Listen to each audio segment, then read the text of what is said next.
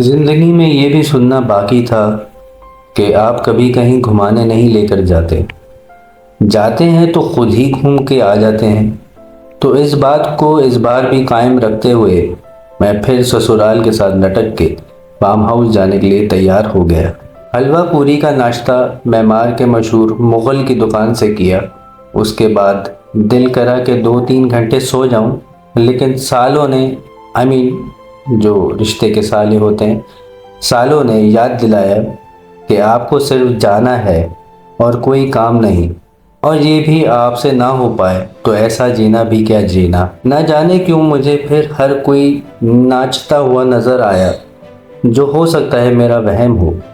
लेकिन मैंने फिर गूगल मैप पे कंसंट्रेट किया और रोड नापी, जो कि गडाप टाउन तक लेकर गई। लोकेशन पे पहुंच के पता चला कि जो फार्म हाउस बुक किया उस पे हुकूमत की रेट पड़ी और उसको तोड़ दिया। लेकिन ससुरालियों ने बताया कि आपके सिग्नल नहीं आ रहे और फार्म हाउस आगे की तरफ है। पहले मुझे लगा कि हम बहुत दूर आ गए हैं, लेकिन कचरा कुंडी ने ये एहसास दिलाया कि हम कराची में ही अभी मौजूद हैं। जैसे कि एजेंट एक्स भी हमारे साथ मौजूद थे, तो ये फार्म की लोकेशन नहायत खुफिया जगह पे रखी थी, जो एक अंडरपास से गुजर के आनी थी। उम्मीद न थी, लेकिन हमारी गाड़ी ने साथ देते हुए ढलान के बाद चढ़ाई का सामना भी बहुत खूबी से किया। पहुंच के एहसास हुआ कि शायद हमने पैसा ज़्यादा दे दिया है इस जगह के हिसाब से।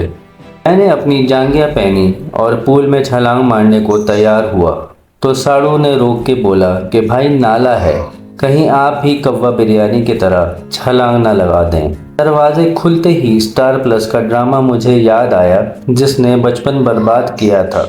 यहाँ का किराया 12 घंटे का तकरीबन 20,000 था।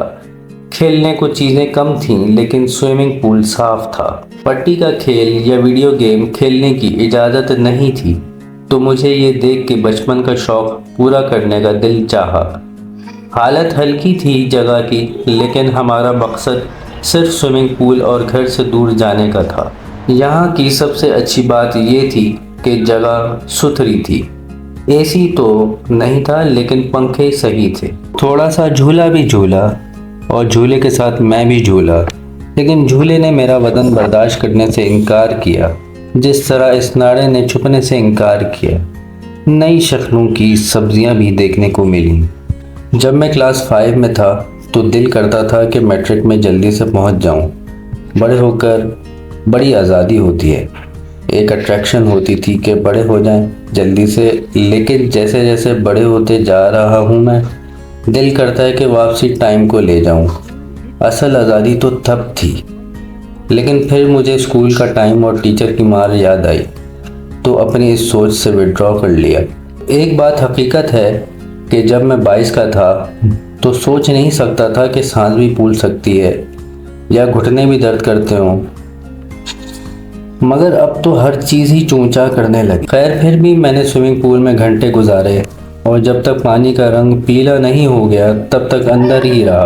कुछ देर पट्टी में चरखी चलाई, सोचा कि ये तो फिज़िकल गेम नहीं जिसमें तून की वजह से हार जाऊं, लेकिन इसमें भी मुंह की खानी पड़ी। देखते ही देखते जाने का टाइम आ गया और ये दिन भी एक याद में शुमार हो गया।